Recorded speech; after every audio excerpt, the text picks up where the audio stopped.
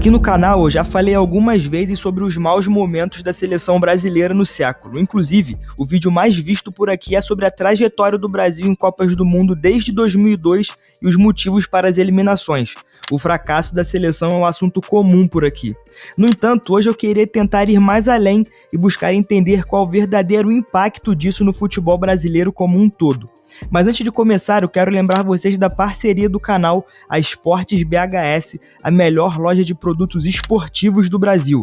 Galera, com mais de 49 mil seguidores no Instagram e mais de 5 mil clientes ao redor do mundo, é o lugar perfeito para você comprar os seus artigos esportivos com um baita preço e uma qualidade impecável, desde camisas retrôs a atuais. Além disso, é extremamente segura. No site e no Instagram você encontra vários depoimentos de quem já comprou. Usando o link que está aqui na descrição, você tem direito a frete grátis e ainda ajuda o canal. Mas corre que a promoção por lá é por tempo limitado, viu? Não perde tempo porque vale muito a pena. Seja bem-vindo ao Analisando o Jogo, seu espaço de análises e história sobre o esporte. Não esquece de deixar o seu like, se inscrever no canal, ativar a notificação e, claro, deixar um comentário com a sua opinião. Vambora! Bom, antes de entendermos os motivos do fracasso, vamos buscar as razões do sucesso do futebol brasileiro. Afinal, estamos falando aqui do maior campeão de Copas do Mundo da história, com 5 títulos. A seleção que era conhecida pelo seu futebol arte, sua magia e capacidade de colocar medo em praticamente qualquer adversário no mundo. Bom, quando voltamos lá atrás, no começo de 1900, o país já contava com muitas pessoas praticando o esporte. Tanto que, segundo os registros, a primeira bola de futebol trazida por Charles Miller veio no ano de 1894. No entanto, era um esporte elitizado apenas para as classes mais poderosas. Com isso, as camadas mais pobres da sociedade podiam apenas assistir, ou então improvisar, como quem tentava criar uma alternativa para o problema. E é daí que vem o estilo brasileiro de jogar futebol. Foi nesse momento que surgiu o drible como maneira de escapar do adversário, o recurso para o passe, para sair da marcação, etc. Essa é a essência do nosso futebol. Ser bom jogador no Brasil é praticamente sinônimo de driblador, um jogador com recurso e com muita habilidade. Um exemplo disso é que o modelo de craque brasileiro é sempre algo próximo de Ronaldinho, Garrincha, Denner, Neymar e etc. No entanto, ainda no começo do nosso futebol, esse tipo de jogador não era visto na seleção. Foi só a partir dos anos 30, com a maior aceitação de atletas no esporte, que isso começou a mudar. O primeiro grande nome do nosso futebol foi Leônidas da Silva, o famoso diamante negro, conhecido por suas jogadas lindas e por ter inventado a bicicleta. O resultado disso foi o Brasil chegando às semifinais da Copa de 1938. Apesar de não ter vencido, a seleção começou a ganhar fãs, mas mais do que isso, começou a ser respeitada. Em 1950, esse momento chegou ao auge com a realização da Copa do Mundo por aqui, inclusive quando o Brasil tinha uma geração mágica, tá? Chegou como favorito na final, visto que venceu todos os jogos com facilidade, mas acabou perdendo para o Uruguai de virada. Apesar do choque da derrota, o Brasil deu a volta por cima. Em 58 chegou Pelé e a geração que mudou tudo. E essa seleção é o exemplo perfeito do estilo brasileiro. O estilo da Suécia, time que o Brasil enfrentou na final do Mundial, era comum para aquela época. Era um time sólido, mas que era muito rígido e burocrático, pensado justamente para atrapalhar a vida dos adversários. Por outro lado, o Brasil era o oposto, era uma chuva de criatividade, com trocas de posição a todo momento, liberdade para flutuar por todo o campo e muita facilidade para improvisar. O gol de Pelé, onde ele dá um chapéu no marcador, é o melhor exemplo disso. E esse padrão se repetiu em 62 e também em 70. Não da mesma forma ou com o mesmo modelo, mas com a mesma essência, até que tudo mudou. A partir da década de 80, o futebol começou a ser visto além de um esporte, passou a ser também um negócio. Com isso, os jogadores do Brasil começaram a ser negociados para outros clubes, principalmente para a Europa. Romário foi um dos primeiros exemplos, visto que foi para a Holanda. Ronaldo foi o outro protagonista que seguiu os mesmos passos e assim sucessivamente. A prova de que a influência da Europa não é de agora pôde ser vista desde 2002, quando a seleção teve 11 jogadores dos 23 vindo do velho continente. Na Copa de 2006, 20 jogadores dos 23 eram de clubes europeus. E por mais que muitas pessoas não achem, isso tem uma grande influência. Foi nessa Copa do Mundo, inclusive, que tivemos uma das maiores decepções de nossa história. Alguns podem pensar que o motivo foi apenas a derrota, mas além disso, foi a forma como perdemos. O Brasil tinha em mãos uma das maiores gerações de todos os tempos, mas decidiu jogar como um time qualquer. tal qual a Suécia, que citei anteriormente, de maneira rígida, burocrática, sem liberdade e improviso. Muitos chamaram a derrota inclusive de o fim do jogo bonito. A Europa tem uma escola diferente do Brasil, isso é claro. Sempre foi um jogo mais tático, com menos espaço para inventividade e criatividade.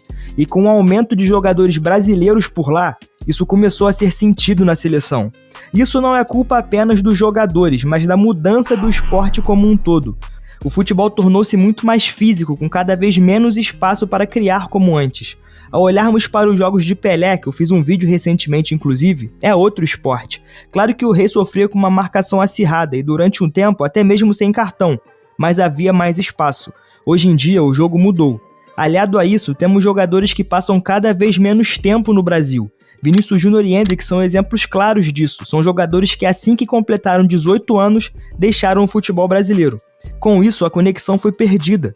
Como você vai se apegar ao novo Pelé se você nem o viu jogar direito? Como que o novo Ronaldinho vai ser especial para você se você só consegue assisti-lo pelo streaming, isso quando você tem acesso aos jogos? A identificação se perdeu, o laço do jogador com o torcedor foi rompido. É claro que a globalização do esporte é algo bom. O ponto é que, diante de toda essa expansão, ficamos para trás. O futebol brasileiro perdeu sua identidade. E por que eu acho que não vamos vencer em 2026? Muitas pessoas podem vir dizer que entre 70 e 94 também ficamos 24 anos sem a vitória, mas para mim é diferente.